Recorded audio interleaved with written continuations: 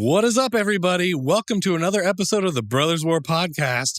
I'm Ryan, and joining me all the way right next to me is Zachary Boyd Taylor. What's up? All right, and this episode, we're going to be talking about drafting. Yeah, I know you're expecting some Commander content here, but not this episode. Hopefully you'll enjoy it. We know we do. So, we're going to be talking about drafting and all things that go along with that. But before we do that, we want to say thank you. Zach, hook it up. Thanks, listeners, viewers, everyone. I don't know what to say. Yeah, we just want to say thank you. Thank you so much for tuning in. And, if you want to help us out, go ahead and leave us a review in the iTunes store. Hit that like button below this video, and don't forget to subscribe and hit the bell dingy thingy for updates. And also tell a friend. Yep, tell your friends. All of them. Yes, do that, please. All right. So that's the show. We thanked you there. If you want to follow us on social media, you can hit me up on Twitter. I'm at Green Geek. And I'm at Z4CK38. And together we're at Brothers Warcast.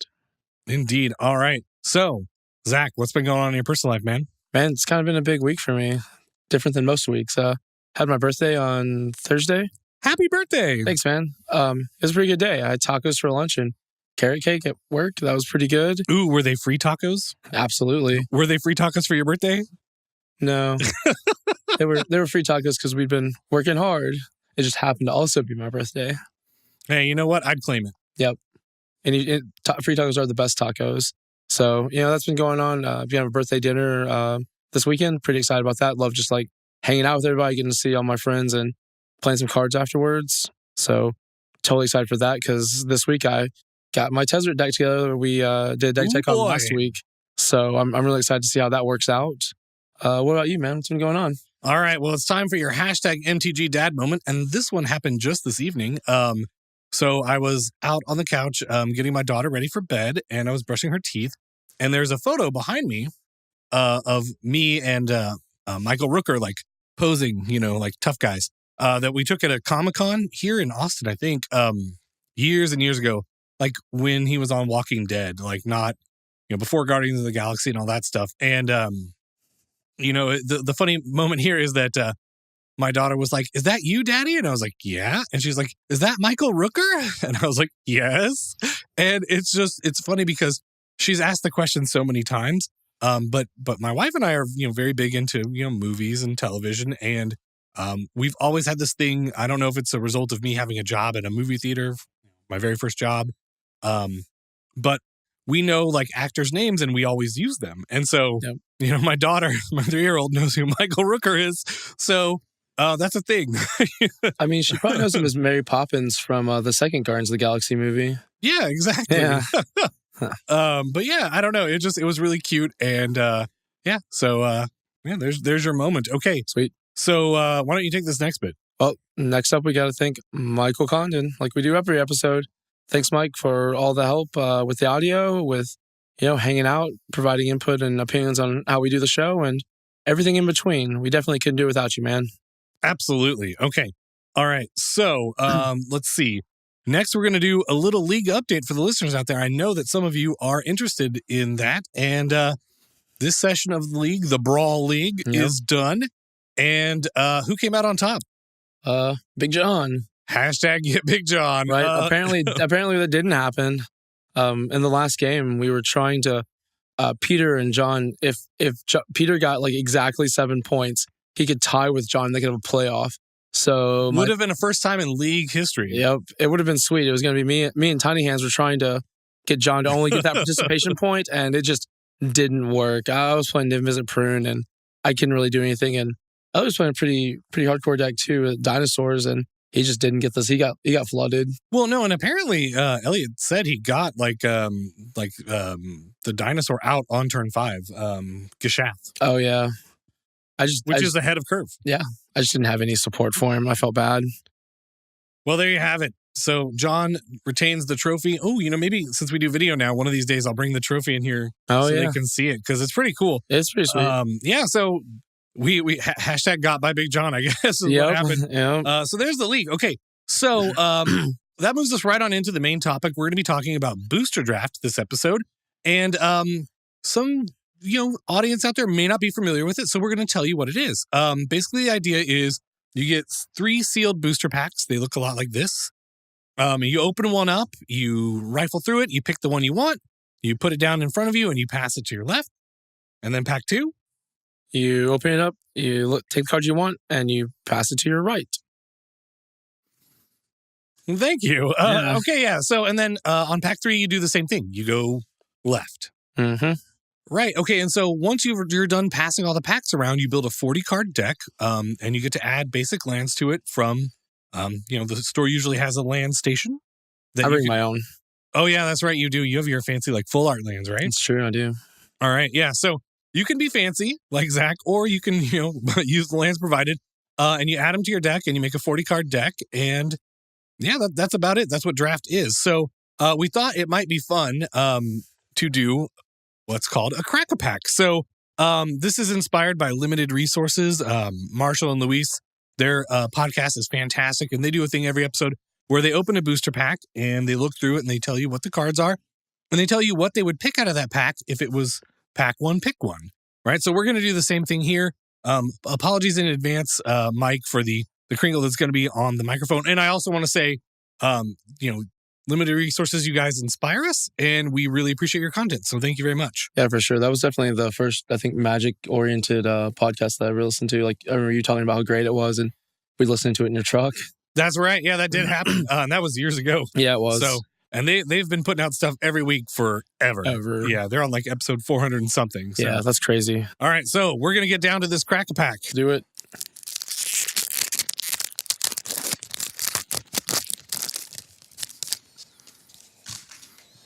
All right. Remove the land and token so as to not have them in there. We're going to start with the common. We've got Blind Blast. This is the 3-mana red instant that deals 1 damage to a creature and it can't block, and you draw a card. What do you think about that card? Meh, combat tricks.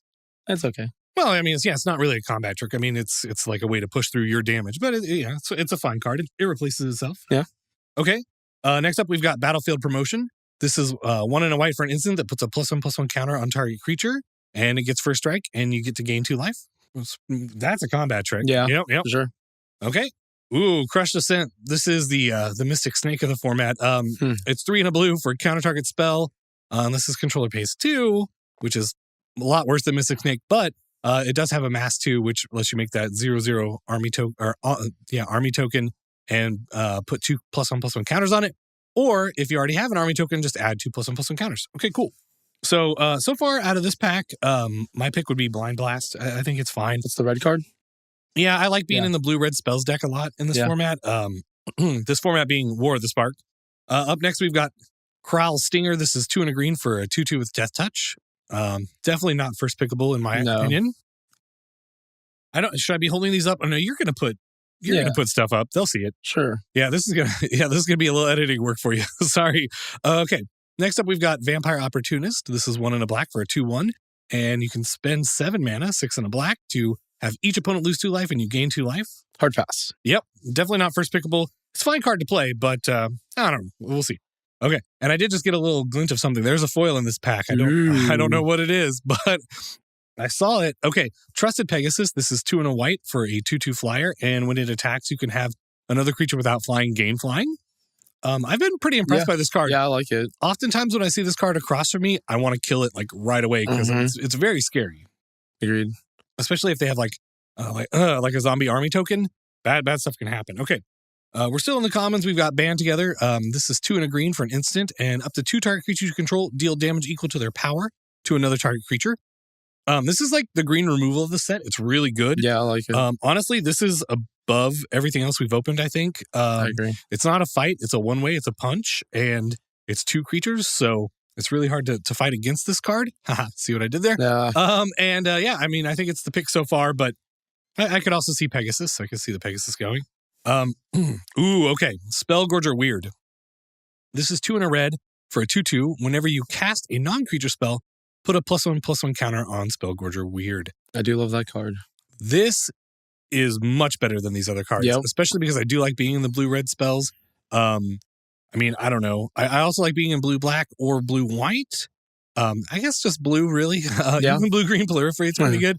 But this card's really good, and if not dealt with, it gets out of hand pretty quickly. Okay. Up next, we've got Arboreal Grazer. This is a green mana for a 0/3 reach, and when it comes into play, you can put a land from your hand into play. And should we talk about this, Zach? No, I don't think we need to. I feel like we talked about it before the episode.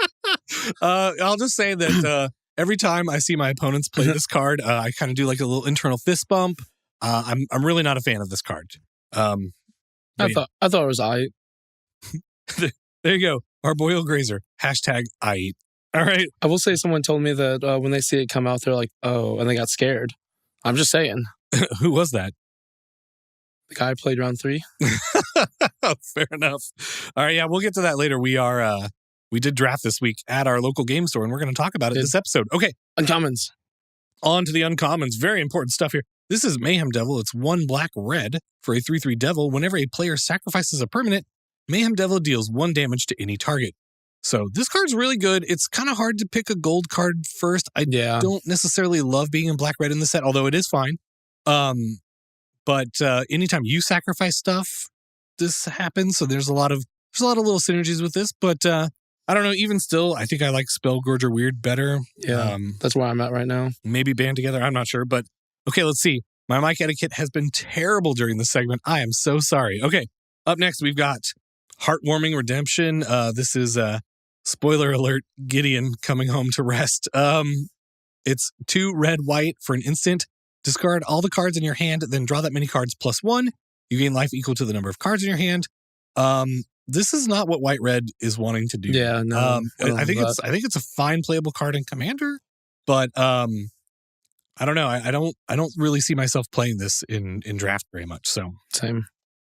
Okay, now I think we have a new front runner. Yeah, for sure. This is Arlen, Voice of the Pack, 4 green for a 7 loyalty legendary planeswalker Arlen. Each creature you control that's a wolf or werewolf enters the battlefield with an additional +1/+1 counter. Okay, and -2, create a 2/2 green wolf creature token. So she makes a 3/3 on the turn you play her. Yeah, right. Did you say she had 7 loyalty? I did. Okay. I did. And if you have any proliferate shenanigans, that 3/3 actually is has a +1/+1 counter, so that's really good. Yep. And the 3/3 protects her pretty well. And there's a good chance you're going to make 2 or even 3 3/3s for 6 mana. This card has been great, and I think it's the clear pick so far. Absolutely. All right, so now the interesting bit, and there's 3 cards left, so I think we have a rare and a foil, but we'll see. All right. Okay, we've got Tolsimir, Friend of Wolves. And what's it? Voja, that's a friend to elves. 2 green white for a 3/3 legendary creature elf scout. When Tolsimir, Friend of Wolves enters the battlefield, create Voja, Friend of Elves, a legendary 3/3 green and white wolf creature. Whenever a wolf enters the battlefield under your control, you gain 3 life, and that creature fights up to 1 target creature you don't control. So, are you willing to go into green-white for this? No, I don't think so. I think Arlen's still my pick. I think Tolsimir is very good. I do too. I have played with it in sealed. It was very good. I've not played with it in draft yet, but I think it's good. I could actually see going either way. I think that oftentimes you'd be able to splash for Tolsimir if you're in a base green deck, so that's pretty good. Yeah, I think that's true. I think I might take Tolsimir here, but Arlen's pretty close. All right, and our last card, and it was shiny. We don't know. What is it? It's Gideon's Sacrifice. It's a single white mana for an instant. Choose a creature or planeswalker you control. All damage that would be dealt to you this turn and permanents you control is dealt to the chosen permanent instead. I think this card's a trap. I have seen it go pretty late in packs, and I've drafted it and not played it. I think there's a really high potential for a blowout here, but it's pretty hard to set up. And I think that, if they have interaction at instant speed, you're going to be down a card. So yeah, I don't love this. I think my pick is Tolsimir, but I could also see Arlen.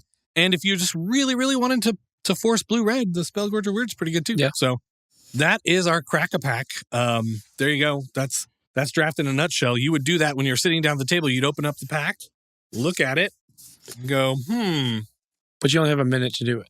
Yeah, that's true. We definitely did take longer than a minute, but yeah. So I'd be like, Tolsimir, put it down, pass it to you. Yep. And I'd be like, I'm going to take this token, pass it.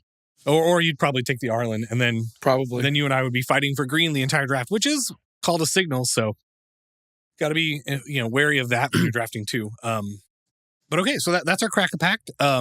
So thanks for listening and watching that. Hope you enjoyed it.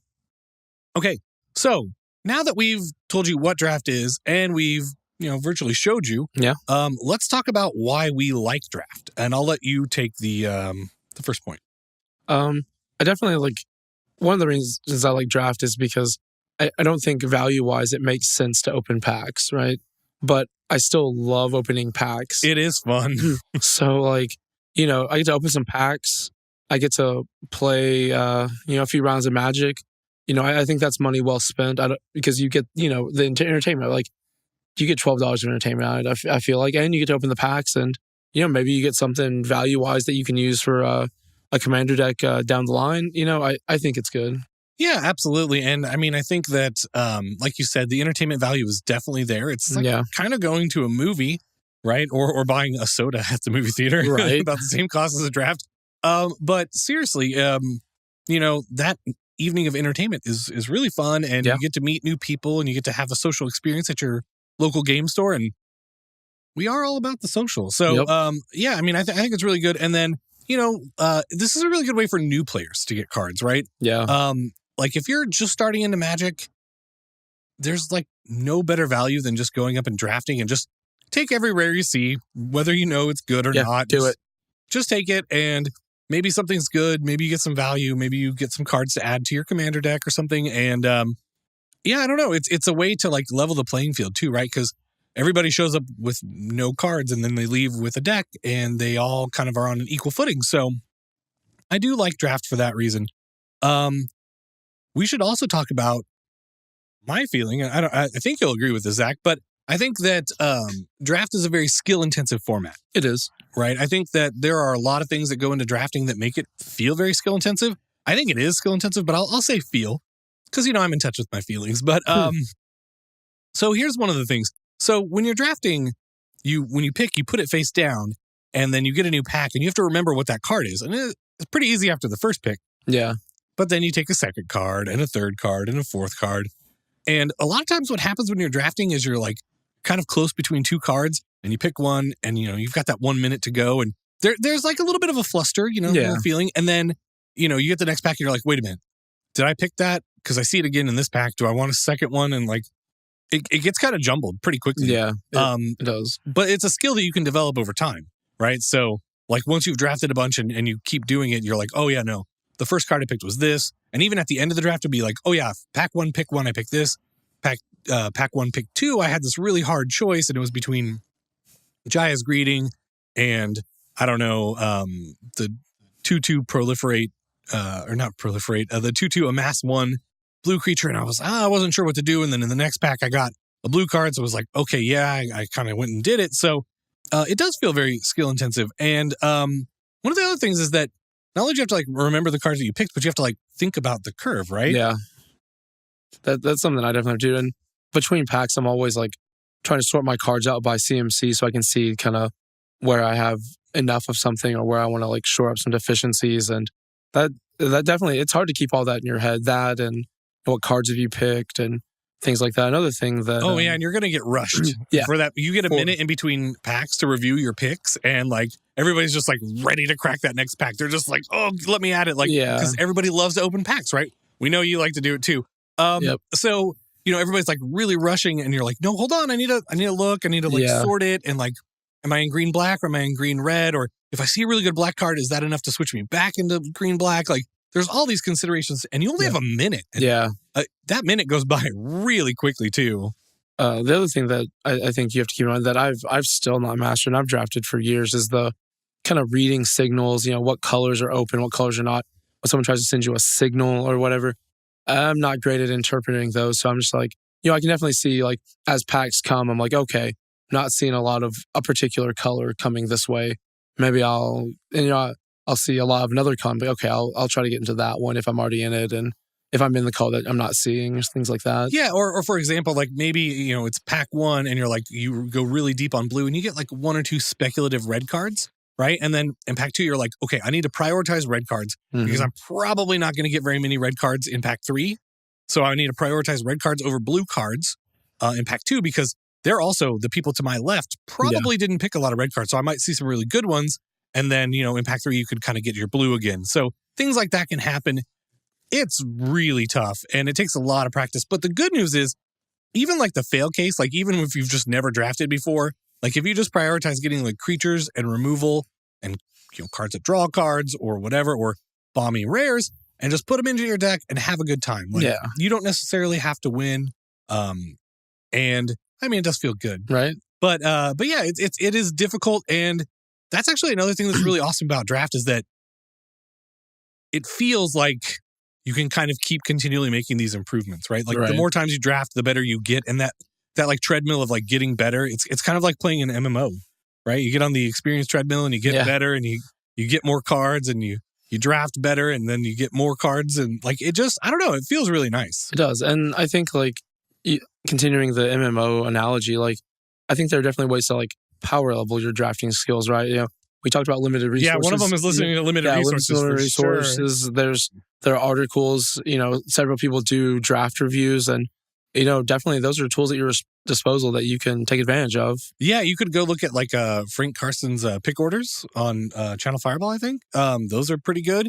Like if you're just new to a format. And you could also go on Twitch and just watch people draft on Arena. And like you could watch like pros draft. It's there's a lot of good information out there now. And I think that the ramp up to get like decently passable at draft is it's much better now than when we first started, Yeah, man, I remember doing like an Urza Saga draft and like I was trying to like read up on the draft from like some stuff I printed on my dot matrix printer back in the day. It printed for like 30 minutes. I remember my dad was like, "What are you printing?" And I was like, "Look, Dad, it's the spoiler or the previews for Urza Saga. I need to know."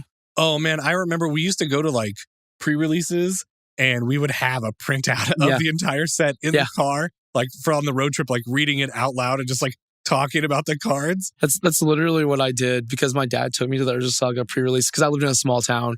So I went to a bigger town called Houston. Y'all probably know about it. And Houston. Yep. And I was just like reading these papers. He's like, "What are you doing?" I was like, "It's okay, Dad. I got it." Well, and I mean, like, like the road trips were great. And, our phones didn't have the internet back then. So, we didn't have the internet, period, almost. So, yeah, it was pretty different experience than it is now. There's a lot more information out there and you can benefit from it. So, okay. So what else? I guess another thing to kind of point out is that like one of the reasons that drafting feels very skill intensive to me is that when I'm done with the draft and I've like drafted every card, I'm just kind of like, oh, right. Because man, it's mentally taxing, right? Like I kind of get into this like hyper thing, like brain super focused and like I'm thinking about all the cards I've picked and I'm like, okay, wait, which archetype is good? And if I do this, maybe I need to pick up like a late Teferi's Time Twist or something, and then I can do that with Ashiok. Like there's all kinds of stuff you can do. And I don't know, like my brain like kind of gets on overdrive. Do you have that when you're drafting? Yeah, I definitely do because I'm trying to like picture all the cards that I've got already. I'm trying to remember what, casting costs I need. And then I'm trying to remember, creatures versus removal versus other stuff. And yeah, it's definitely mentally taxing. Not that it takes much to mentally tax me, but I probably my tank gets empty probably before yours in drafting. Okay. So one of the other reasons we like draft is that there are very, I'll say novel gameplay situations that arise. And essentially what this means is no two draft games really feel the same, right? Like most of the times your decks have one copy of most cards in it. Every once in a while you get 2 or 3 of a certain card. And, sometimes it's a payoff and you have like 5 or 6 Charm Strays. But the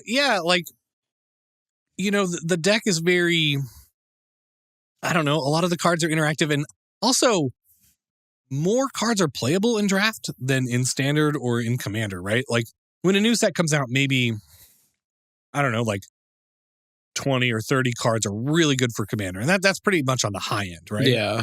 But like in draft, most of the cards in the set are playable, right? Like literally almost all of them. I mean, like there's some stuff that you really aren't happy playing, like your generic Grizzly Bears, like 2 mana 2/2s. But even then, sometimes they're fine, they're passable. So you get to play with a lot of cards that you don't normally get to play with. Yeah, I like that. And and it feels nice, right? It feels like, oh, okay, these cards were made for a reason. And like this limited play experience, this draft play experience is very fun. So another thing, that draft has kind of in common with Commander that I think Commander players are like is, when you're playing Commander decks, it's always a, you have one of each card and so does your opponent. And it's kind of like you get in these weird gameplay situations that you wouldn't have gotten into otherwise. And I definitely feel like draft is like that as well because, most of the time, like we said earlier, you're running one-ofs because, draft. And I think... Because draft. Yep. Because, I mean, it's pretty rare to get more than like 2 of any given card, and that's pretty low even. So, the same goes for the people you're playing against well. So you'll definitely get into some like situations and gameplay states that you just never would have gotten into otherwise. And I think you can definitely get in some interesting interactions, and we'll definitely go over some of those a little bit later. At least I will. So I think the thing here is that like draft feels like a puzzle. Like every turn feels like a puzzle. Yeah. And a lot of Commander games feel like that too, right? You're like, okay, well, and actually Commander games are hard because there's a whole lot more stuff on the board. And, draft actually is a good way to practice, like, keeping a board in your head and like threat evaluation. Like, do I need to kill that or can I spend this turn off drawing cards? So there's a lot of skills that you can develop in draft that are applicable to Commander. Yeah, for sure.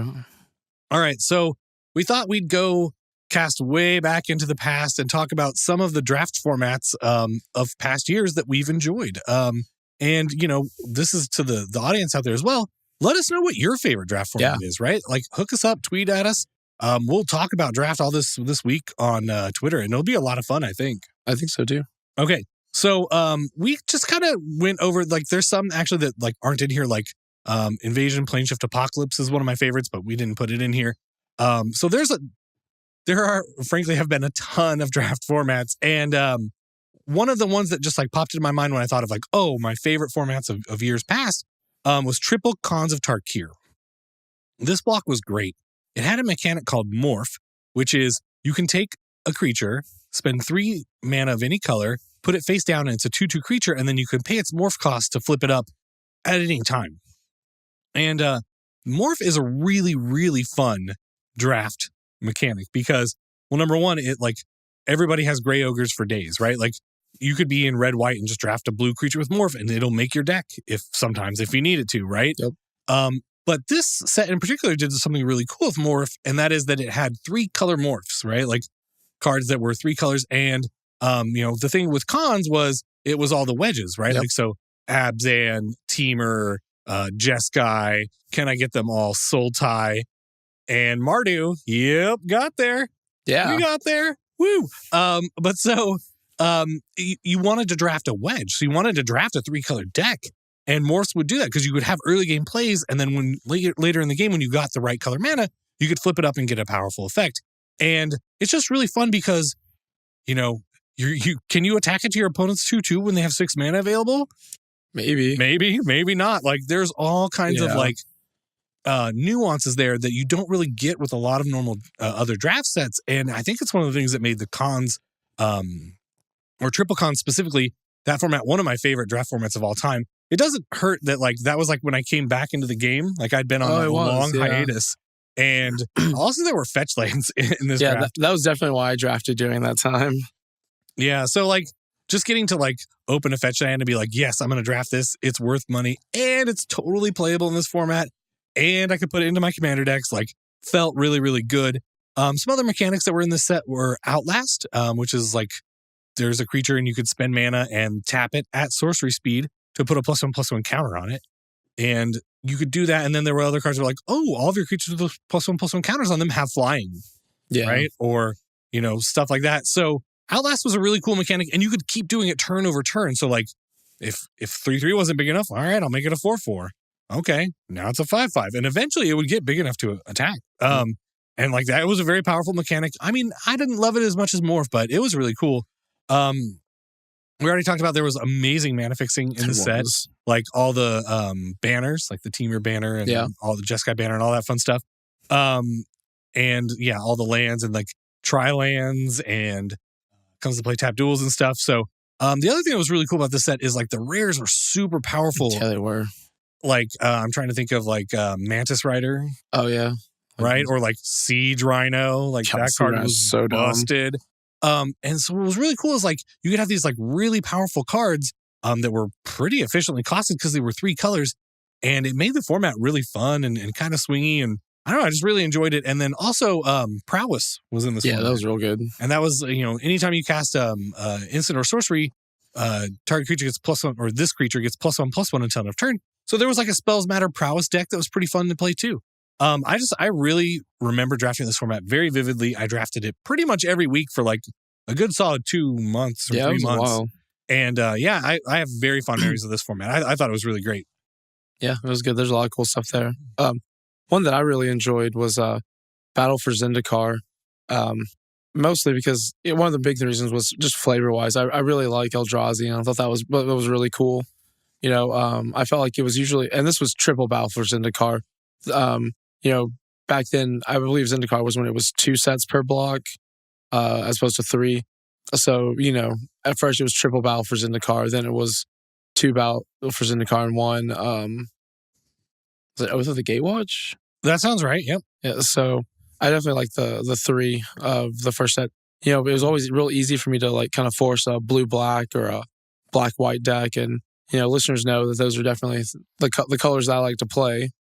Well, I mean, we both do like to play control decks, and it's really fun to play control and draft and just like get that card advantage. Yeah. And you're holding like 5 cards, and your opponent's like playing off the top of your deck, and you're like, I've already won. It's gonna be a few turns, but I've already won this game. Yeah, like, for sure. Unless something crazy happens, and it's kind of nice to have that inevitability. I like that.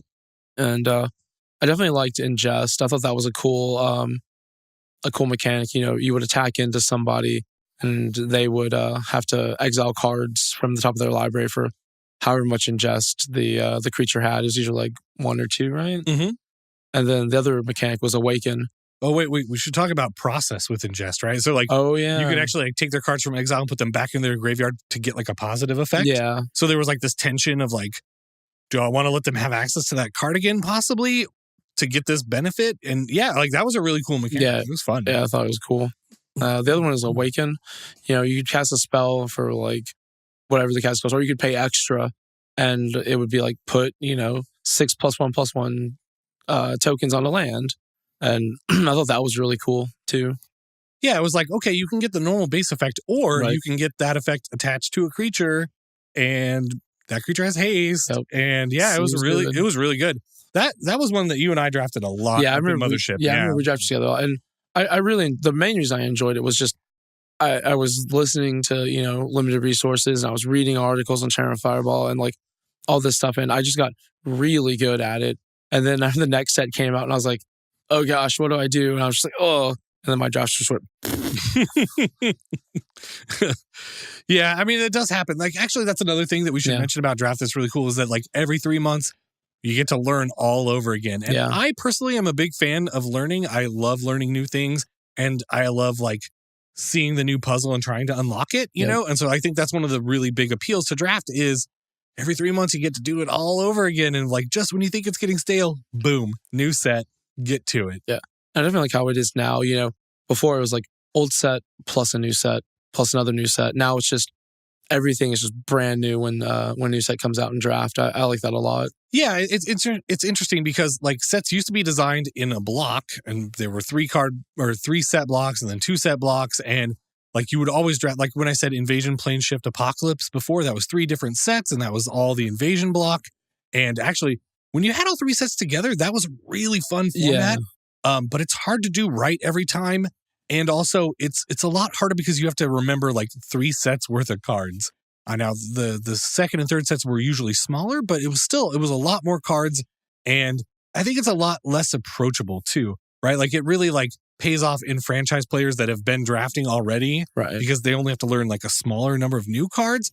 And like if you came in as a brand new player to your first draft and it was 3 sets, you're like, oh my gosh, I'm having to read so many cards every time.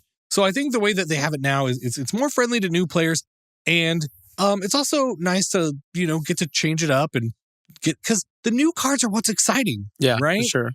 And you get to have that like every 3 months and you get all 3 packs. Cause like, like in those olden days when you draft, you'd be like, man, I already have all the invasion cards and all the punishing cards I want. I really want the apocalypse cards. I need those spirit mongers, right? I need the prophetic bolts. I need those pernicious deeds. But like, you're like, well, I only get to open one pack when we draft. Yeah. And then when you get your prize packs, you're like all 3 Apocalypse, or whatever. So, I think that the way they do it now is better. Okay. So that was BFZ, right? So up next, we've got one that I really enjoyed. It was Shadows over Innistrad. This had a mechanic called Investigate, and it was tied like, there's a card that was like 3 blue. It's an instant counter target spell, Investigate 3. And what that really meant is put 3 clue artifact tokens onto the battlefield. They you can spend 2 mana and sacrifice the clue to draw a card. So that was really cool. Definitely like that. There was lots of things like Tireless Tracker was in that format. There's a card I'm going to read here. It was Uvenwald Mysteries. It was 2 and a green for an enchantment. And whenever a non-token creature you control died, you got to investigate. Get that clue token. Yeah. And then whenever you sacrifice a clue token, you get a 1/1 human token. So it was like, you got like double value. Like whenever something would die, you got a clue token, and then you could sacrifice that clue token to draw a card and make a 1/1. Yeah. Yeah. Like that mechanic is still one of my favorites. And every once in a while, I work a clue card into a commander deck.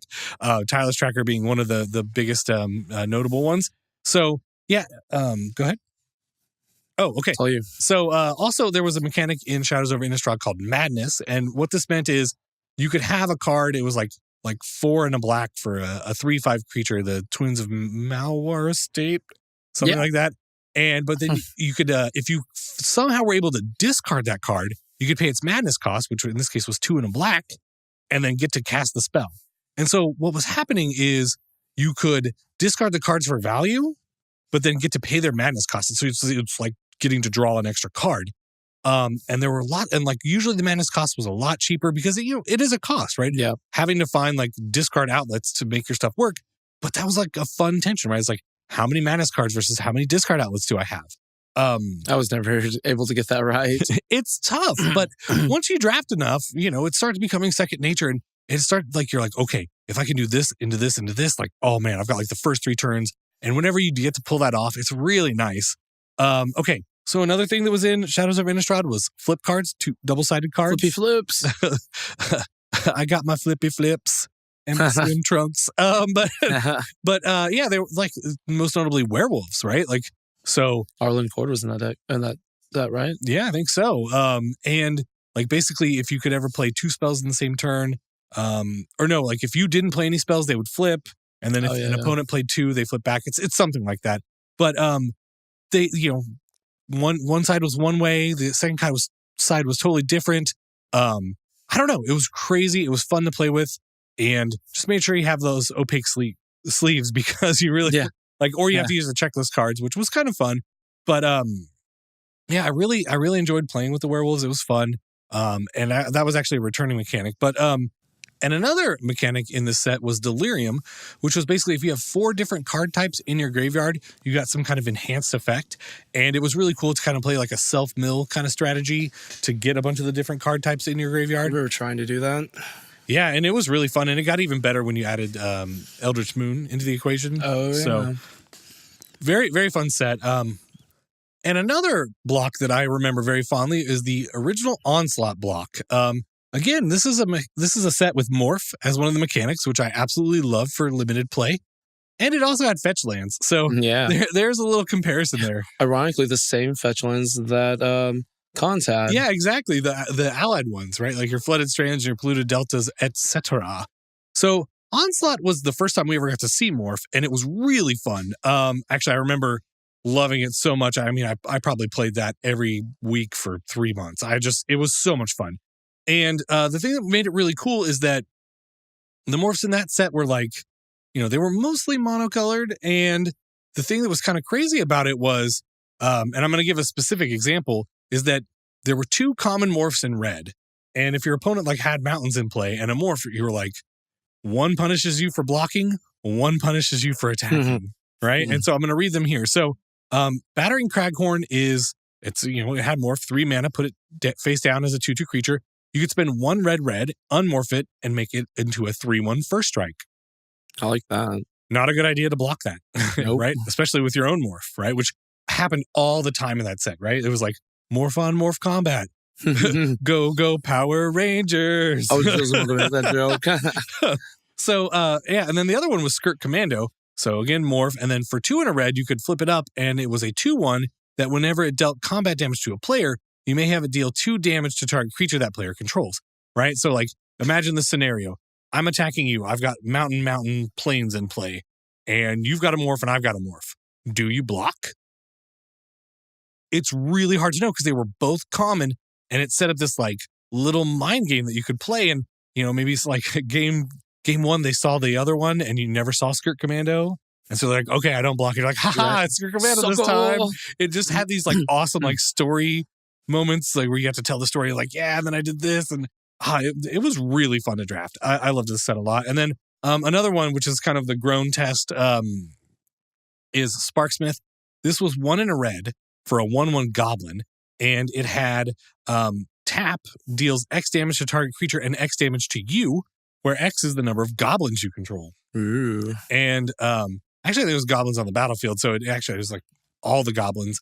And this card just like dominated games because you could like pay your life total to just kill their creature, and you were taking out morphs before they got a chance to unmorph them, and like this card was really good. And there were other options to play too. There was like a blue-white flyers thing. Like I really enjoyed this set, and I have a lot of fond memories, and I still have like a play set of all the original Fetchlands that I got from drafting. And actually, so something I wanted to touch on here, total aside, but back then we did a thing, and I don't know if you've ever done this, Zach, but I wasn't playing back then. Well, but specifically the thing we did is we would draft like we were like trying to be on the pro tour. Oh, yeah. And so specifically what we did is you would draft, and at the end of the night, all the rares that were opened and all the foils and stuff got put into a pool in the middle, and you like, based on how well you did in the draft, you would pick the first, like, oh, I won the draft. Like I went 3-0 in my 8-man pod, so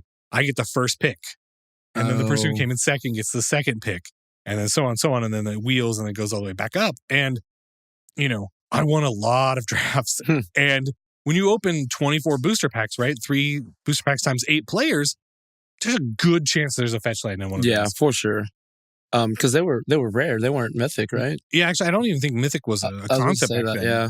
The other thing that I did, I thought that's what you were going to say, but it was a little different, that we drafted when I was trying to play Pro Tour stuff, was Mirage Vision's Weatherlight block. Oh, Mervlight. Yeah, I love that block. So we'd draft, and then we'd mark all the cards in each pack, so we could put the packs back together and see if we could do it better the second time. And we would draft a particular set of packs maybe 3 times to just kind of get, and we talk about it and then drafting. And I remember that being just a lot of fun. Oh yeah, I mean drafting, especially if you have like a good group of people that you play with all the time. Oh man, there's nothing better. Well, I mean, except for Commander, but yeah, like it's so much fun to just like get together, open up a box of cards, and like get to it. And then like at the end of the night, you've got new cards to play with. Like, what's better than that? And I don't know. It was the time in my life where I spent a bunch of time drafting. I got really good at it, and we were all trying to get better. So like there was no rare drafting. Like when you redraft the rares at the end based on like how well you did, like you wouldn't necessarily pick a first pick Fetchland, right? Because you're like, well, I'll just draft it when I get the winning deck. Right. So it really did encourage you to play like at the toppest levels. And I don't know. I think that just stuck with me, Yeah. Okay. So that actually leads us right into the next topic, right? Oh man, segue man, making an appearance. Job. So the next bit is, how do we feel about rare drafting? Right. And basically what that is we talked about it a little bit earlier, but it's like somebody who just sits down and just take every rare that gets past them, whether they're going to play it or not. And, oddly enough, I'm actually like totally okay with it. I am too. Like I totally understand why people do it, and I do it sometimes. I mean, I want to get my value, and there's no guarantee. And if you open up a $20 card, you should just take it. And but I mean, like I'll rare draft like a $7 card. Like same. I mean, the other night I definitely rare draft. So I should have taken the Arlen, because I did with 3 Arlen's Wolves or whatever. Oh, nice. But I was like, let me take this X blue spell. I was like, I think this card's worth money. I looked it up later, and I was like, 56 cents. I was like, oh, it was the blue finale, because it's a mythic, right? It wasn't a mythic. I think it was a rare. Oh, okay. So it's got what's his name on it? It's got Niv Mizzanine, I think. All right. Well, you'll see it here probably, maybe. Maybe. But okay, so So rare drafting, I think maybe sometimes gets a bad stigma. And I think that as long as you know it going in, like, everybody else is going to be rare drafting, it's okay. And if everybody's rare drafting, like the power levels of the deck stays pretty consistent, right? But I mean, like, if you're not rare drafting, like you get a pretty big leg up because like first picks are like some of the most important picks like out of a pack. Yeah. And if you're like taking a card that's like a really good uncommon or like one of the like the top tier commons, like a Jaya's Welcome or whatever, that's going to make your deck a lot better, especially if it's like some off-color rare that you're not going to play. So there are pros and cons to it. And I mean, I've definitely been guilty of doing it in the past. And I mean, I'll be guilty of doing it again in the future, right? I remember a few years ago, I can't remember who it was. You probably know his name. The guy that like rare drafted a Tarmogoyf. It was a foil Tarmogoyf. Yeah. Goyfgate. And like everyone like gave this dude a bunch of like harassment. And I'm just like, he's like, guys, like it's hard being a pro player, right? I got to think about my hotels and my flight and all this. And I'm like, dude, I don't fault you for taking that at all. Like I would have. Right. And you know what the best part is? Like, I think at the end of it, and internet double check me, like listeners, let us know. But I'm pretty sure he auctioned it off. He did. And for like charity. Yeah. And gave the money to charity. So yeah, super class act. Totally awesome. For sure. Okay. So, we're kind of move into the last bit here, which is, drafting in person versus online. A little online draft arena versus in person. So, we did draft this week, like 2 days ago, and we've got the cards here to prove it. So, we're going to tell a couple of stories. But in general, I really like drafting in person. I think it's better. I think it's more fun. It's definitely more social. You get to talk to somebody, like find out how long they've been playing Magic, swap stories. Hand them a podcast business card. You could do that. Yeah, slip that in. But yeah, it's I don't know. It's just really fun, and you get to like meet the people up there, and all the people at the store, and the owners, the people that work there, and I don't know. It's a really fun time, and there is something about that, like I just like touching the cards. Yeah, and also just like I guess what I want to say is like, if you're drafting online, you can take as much time as you want. So right. It's a less like stressful environment, which can be a pro too, right? Like they're definitely different, but I think in general, I prefer drafting in person. So, what do you think about War of the Spark draft format? I think it's pretty good. I've definitely drafted a few times online, and we drafted it in person a few nights ago, and I have a lot of fun with it. I like trying to come up with like synergies for the Planeswalkers, and because they're there's so many in the uncommon slots, like sometimes people just don't draft them, and you can get your pick of the litter on that. So yeah, actually, I will say like War of the Spark is really cool from that perspective. It's a draft format unlike any other, right? Yeah. Like for the most part, Planeswalkers have been at Mythic. Yep. So you like never see them during draft, and in this set, there's a guaranteed Planeswalker in every pack. There are 24 Planeswalkers, I think, like floating around that table. Yeah. And I've definitely had draft decks with like 3, 4, 5, 6 Planeswalkers in them. And it's very different. It's a very different experience. And a good job, Wizards. Like this set is really fun to play. It's a lot of fun. And it's different. It's novel. And that's what I like about it. So. Yeah, like, I don't know. And I feel like there's a lot of good cards and a lot of good synergy for drafting. Like, I think like honestly, I feel like if you don't draft a set, I think Wizards puts a lot of work into making sets fun to draft. So absolutely, if you don't draft it, I think you miss an aspect of that set that's that was designed for the work that they put in. So I mean, I'm not saying it's bad if you don't draft it, if you don't like it or whatever, but I definitely think it's fun. Absolutely. Okay, so here's my draft deck from Wednesday. We'll open it up here. So the only rare that I drafted in this deck, or that I drafted to play, I did draft my very first pick overall was a Time Wipe, which is a blue-white spell, and it's kind of tough to draft something like that first, especially when there wasn't a lot of really good white cards coming around. Yeah. But the only card I drafted that was a rare was Blast Zone, and it was okay. There was actually one game where I got to do something really cool with it. My opponent had out 2 1-drops, and it was like an Arboreal Grazer and the Tapper guy, and they each had like 3+1/+1 counters on them, and I was able to lay the Blast Zone, tap it, and sacrifice it and kill both of the 1-drops that had 3+1/+1 counters on it. So the card did some work in that game, but overall, like I think that was like the only time I ever used it, so it was fine. The deck was blue-black, and notably, I wanted to say that Davriel Rogue Shadow Mage was super good. It was like a win condition in a blue-black deck.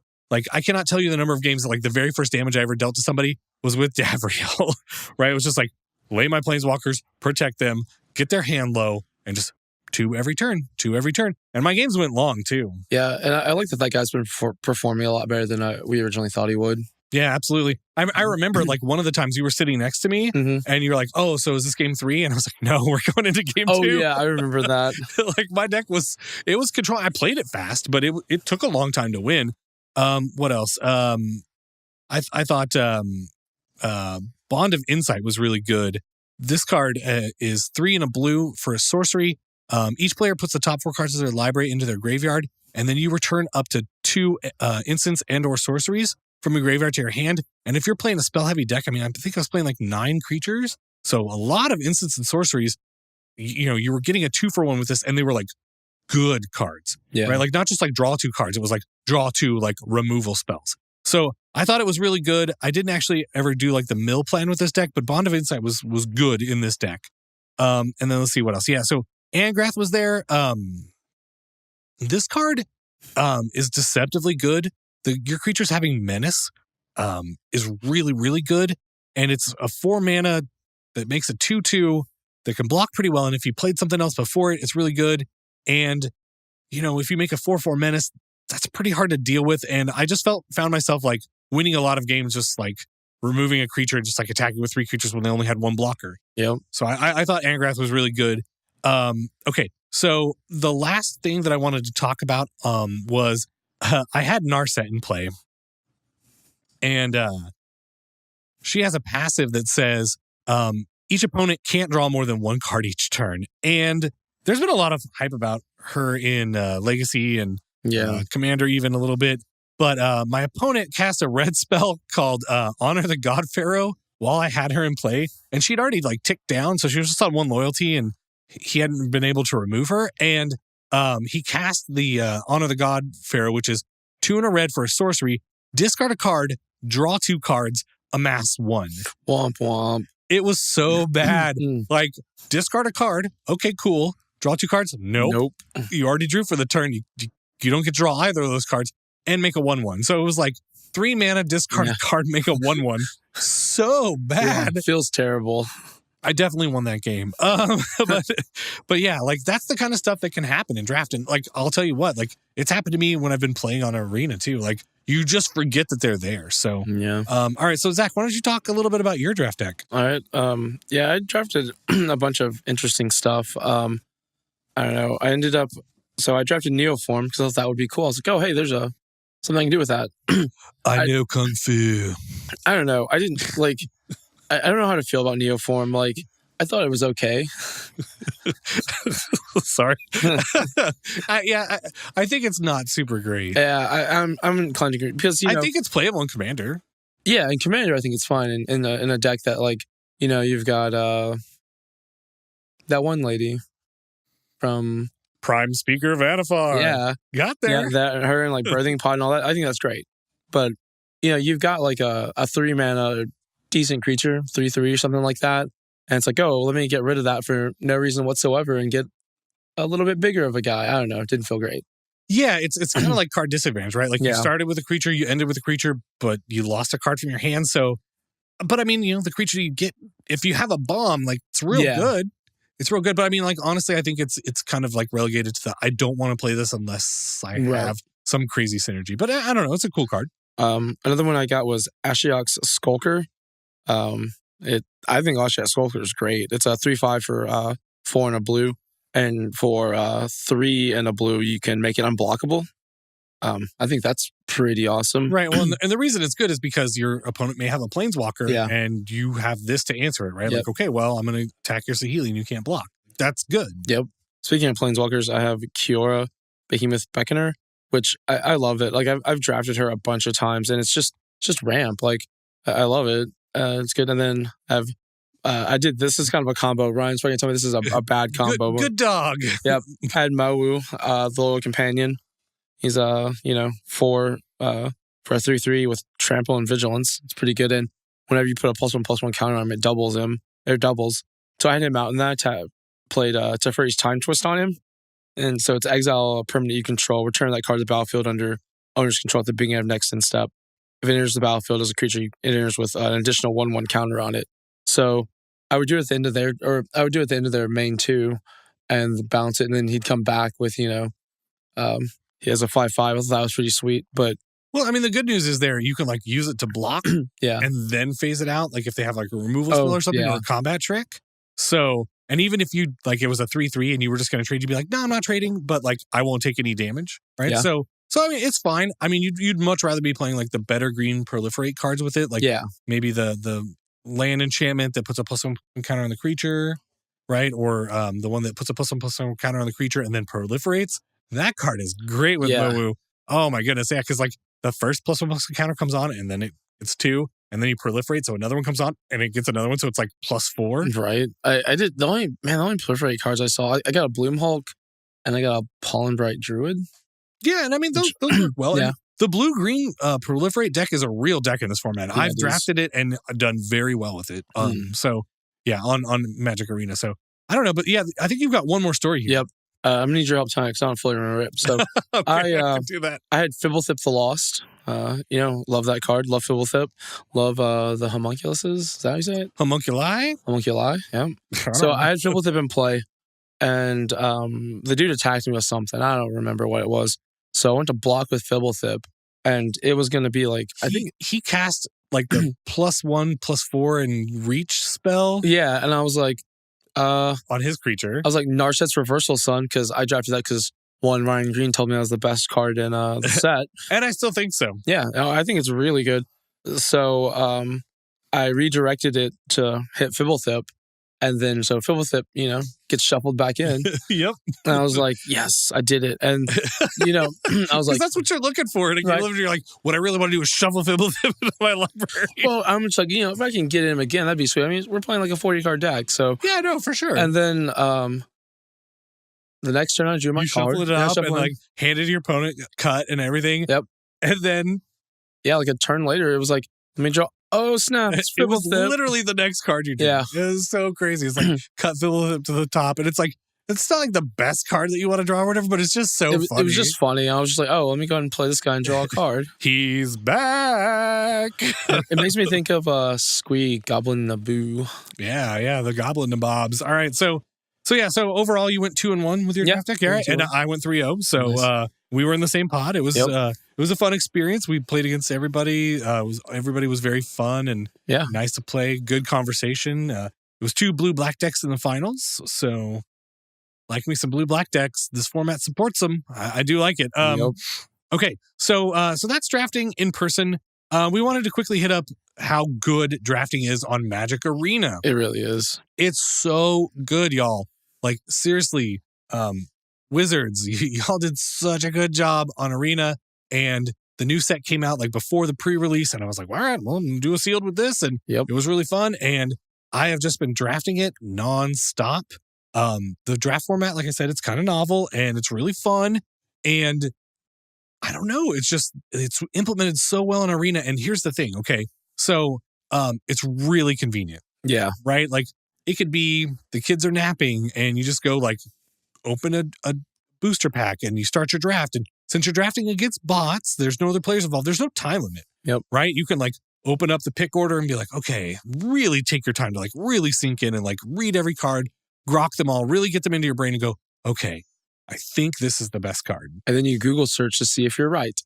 Yeah, right. Or like, at least if your thoughts, coalesce with somebody else's thoughts. Yeah. But, so, and you could be like, okay, I did pack 1, but one of the kids woke up from the nap. I'll come back later on tonight, tomorrow, 3 days from now, whatever. Right. So it's super convenient in that fact. Yeah. And then, you have to play a best 2 out of 3. Like if you're playing the traditional, which is War of the Spark on Arena now. But even then, like a best 2 out of 3 doesn't really take all that long, like 30 minutes or so. And it's super fun. And I don't know, like going to our local game store was really fun. And like I said, I think I generally prefer drafting in person. Yeah, nothing's going to ever replace that. But that doesn't mean we don't like, doing it online because the convenience is just amazing. I play a match and I'm like, oh, it's bedtime. I need to go to bed. What's up? go to bed, come back the next day. Like, yeah. Yeah, and you don't have to dedicate a whole night. You can, Yep. if you've got a spare hour, you can get some real draft experience in. And it's really hard to do that. Like, you have to block off a whole night to go to your game store, but Yep. it's worth it. I mean, I really do think it is. So, and then again, you know, the whole part we talked about, like, you're not drafting against other players, which, like I said, does like up the convenience factor, but it does feel less good. Like when you're like, oh, I drafted a really good deck because I'm smarter than a robot. Right.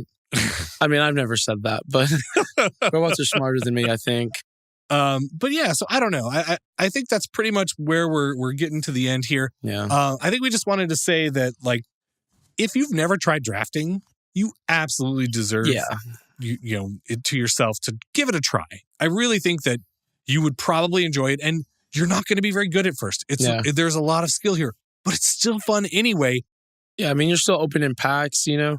You're definitely rare drafting if you're just starting out. Nothing wrong with that. You know, it's an opportunity to get some cool cards and, you know, hang out with some people, right? Yeah, you might like draft a Teferi Time Raveler and then trade it for a Consecrated Sphinx. Hey, I didn't just trade a Teferi. I traded a Sorin too. Oh, okay. I'm sorry. So what you're saying is you drafted and you came away with a free Consecrated Sphinx? I mean, basically. Yeah, that seems good. Yeah, no, that it was real great. good. Like, I'm always down to be like, hey, here's some standard stuff. Give me some eternal stuff.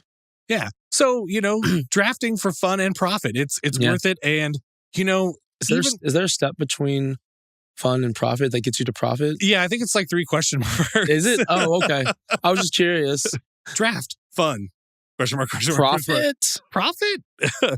Yeah, Consecrated Sphinx. I don't know. So it really is worth your time to give it a try. Yeah. If you're intimidated, you know, hopefully your local game stores like ours and that people are willing to sit down and talk with you. I know that, like, sometimes people ask me for advice and I'll open that guy to my left. But you know, like I'll sit down and somebody will hand me their deck and I'll look at it and give them advice, you know, and I think that can happen in your local game store too, because I think in general the Magic community is a pretty open and inviting one. Agreed. And people are there to have fun. And if you find somebody that you think is pretty good and that you respect, like, ask them and they'll probably hook it up. I would think so, because, you know, everyone's been there, right? Everyone's been the new player. And I think a lot of people are willing to give back. I mean, I know I am. Not that anybody wants my advice on draft. I mean, I do. But I you know. Draft Teferi. Yeah, right? Rare draft. Just rare draft. So much good stuff was passed me. Somebody passed me that Teferi. Are you serious? Yeah, I told you that. And they got past that Sorin, and I'm just like, so these are guys who are like trying to be like pros. And I'm just like, give me that money. Consecrated Sphinxville, here I come. Yep. All right. Okay. Yeah, so that's it. Definitely give it a try. It's worth it. And you know what? If you've never drafted before and you're thinking about it, give us a tweet. Yeah, for sure. We'd love to talk to you about it, help you through it, point you to some resources online or whatever. Absolutely. And if you do draft as a result of this, let us know how it goes. Let us know how it went. Yeah. We'd really love to hear that. So, okay. So that's pretty much it. Yep. So thanks everybody for watching. Please remember to hit the like button below and the subscribe button. Ring the bell for notifications because you want to know when our new videos are coming out. Right. It is every Tuesday, but, you know, maybe we'll have some surprise videos. I mean, we have in the past, right? Sure. When, you know, preview cards and whatnot. So, yeah. All right. So you can follow us on Twitter at Brothers Warcast. Individually, you can find me at Z4CK38. And individually on Twitter, I'm at Green Geek. So until next time, this is the Brothers War saying geek out.